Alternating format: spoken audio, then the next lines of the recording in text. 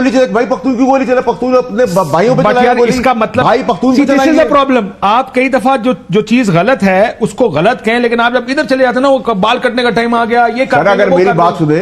बिस्मिल्लाहिर्रहमानिर्रहीम, अस्सलाम वालेकुम। जनाब फैसल वाडा साहब ने कह दिया है कि अली अमीन गंडापुर के बाल काटने पड़ेंगे। इस वक्त स्टूडियो में मौजूद है जनाब फैसल वाडा साहब, मुस्तफ़ा नवाज खोकर साहब और काशिफ अब्बासी साहब। आइए उनसे बात करते हैं और इसमें कितनी हकीकत है उन्हीं की ज़बानी।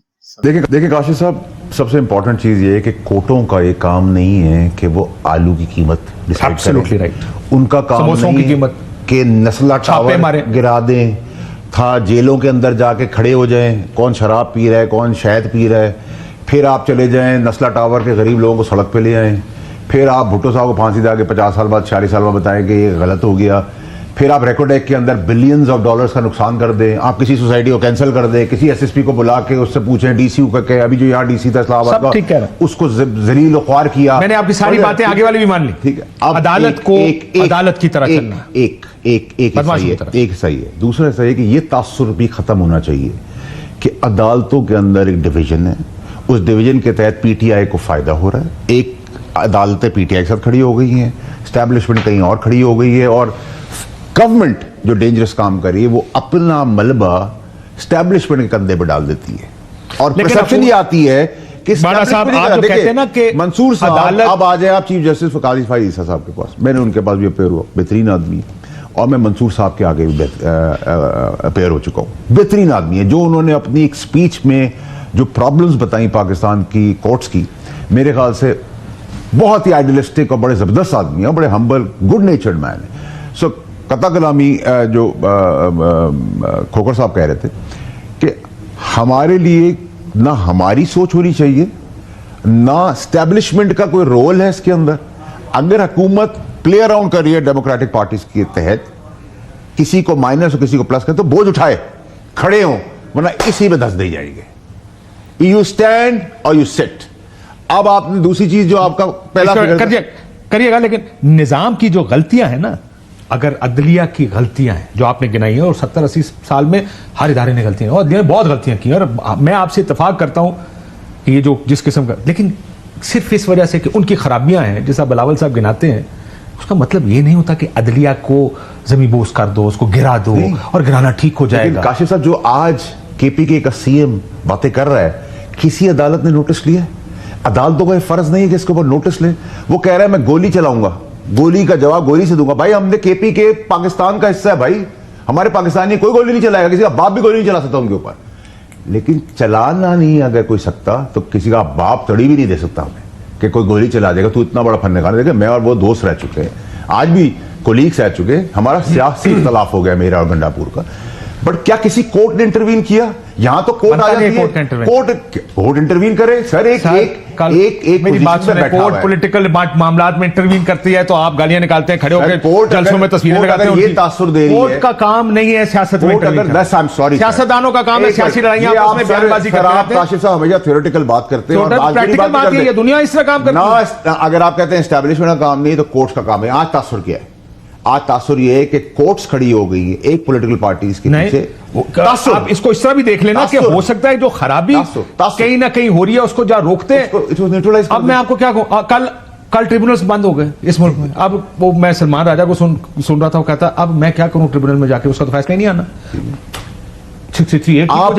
आप सीएम बनकर पंजाब और पख्तून की लड़ाई की बात करें, पठान गोली मारेगा। मैंने थर्ड क्लास बात की, पठान भी वही है यार, जो हम पंजाबी है या कोई मांझे है या सिंधी है। I don't know if you saw the statement. What rubbish he's talking? तो मैं मतलब तो उसके सर जुल्फों के बालों का कटने का वक्त आ चुका है। नहीं, don't do that. ठीक है, no I'm telling you what he's talking doesn't make sense. ये आप doesn't make sense. पख्तून गोली चले, भाई पख्तून की गोली चला, पख्तून अपने भाइयों पे चलाया गोली। इसका मतलब भाई पख्तून पे चलाएंगे। This is a problem. आप कई दफा जो चीज गलत है उसको गलत कहें, लेकिन आप जब इधर चले जाते हैं ना, वो बाल कटने का टाइम आ गया, ये सर अगर मेरी बात सुने, अगर आप यहाँ बैठकर गालम गलोच शुरू कर दें तो आपको क्या कहेंगे कि आप काशिफ अब्बासी साहब हैं, बड़े एंकर हैं, 8 बजे का शो करते हैं, तो हम आपकी सारी बकबक सुनेंगे? It's not the way. इस वक्त कोर्ट को इंटरवीन करना चाहिए था। कोर्ट को इसका नोटिस लेना चाहिए था कि आप एक इश्तियाल दिलाने वाली सिचुएशन ला रहे हैं, आग लगाने वाली ला रहे हैं। आप मुझे बताएं कि अगर बंदे मरे हैं, गॉड फॉरबिड अल्लाह ना करे मरे हैं लाहौर में, उसकी वीडियो दिखाओ, साबित करो, खड़े होंगे तुम्हारे साथ। लेकिन तुम अगर अपनी सियासत के लिए फिर 9 मई या तुम वो धरना धुरना शुरू करने वाले हो या चाहते हो उस पोजीशन पे लाना, वो तुम्हें नहीं करने देंगे। ये कुछ एहतजाज भी हो रहा है, लेकिन आपने कल वो जो स्टेटमेंट ज़ाहिर है गंडापुर साहब की स्टेटमेंट, मुझे लगता है कि अब आगे आने वाले दिनों में उसकी बहुत ज़्यादा बाज़गश्त आप सुनेंगे। कल भी हमने पूरा प्रोग्राम खैर इसी चीज़ पे किया। आई पर्सनली बड़ी ऐसी बातें सियासतदानों खासकर चीफ मिनिस्टर को नहीं करनी चाहिए, बिकॉज उसके हाथ में भी एक इंतजामिया, यहाँ पर भी एक इंतजामिया। डोंट से कि गोली चलाओगे हम 10 चलाएंगे, क्योंकि फिर आप पता है इसके देखिए, एक तो बयान उनका ठीक नहीं है और जो अल्फाज का उनका चुनाव था बिल्कुल ही गलत था। इससे पहले भी 1-2 बयानात उन्होंने दिए जो ठीक नहीं थे, अल्फाज का चुनाव गलत था। बतौर वज़ीर आला के उन्हें इस तरह के बयानात नहीं देने चाहिए। जिस तरह उन्होंने पहले बात की कि जी हम अफगानिस्तान से खुद बात कर लेंगे, एक निज़ाम के अंदर रहते हुए, ठीक है वो निज़ाम आइडियल नहीं है, लेकिन उसमें हम फेडरेशन जो है वो सबसे ज़्यादा मुकद्दम है। और वो कहते हैं ना, सर सलामत टोपी हजार, ये इक़्तिदार में लोग आते जाते रहेंगे। आज हम यहाँ बैठे हुए हैं, 10 साल बाद नहीं होंगे, 5 साल बाद कोई और आ जाएगा। फेडरेशन मुकद्दम है, लोग आते जाते रहते हैं। हमें मुल्क को नुकसान ना पहुंचाए। हम सियासत को इतना पोलराइज कर चुके हैं। आज सुप्रीम कोर्ट के अंदर भी जो आपको सूरत हाल नजर आ रही है वो उसी पोलराइजेशन का नतीजा है।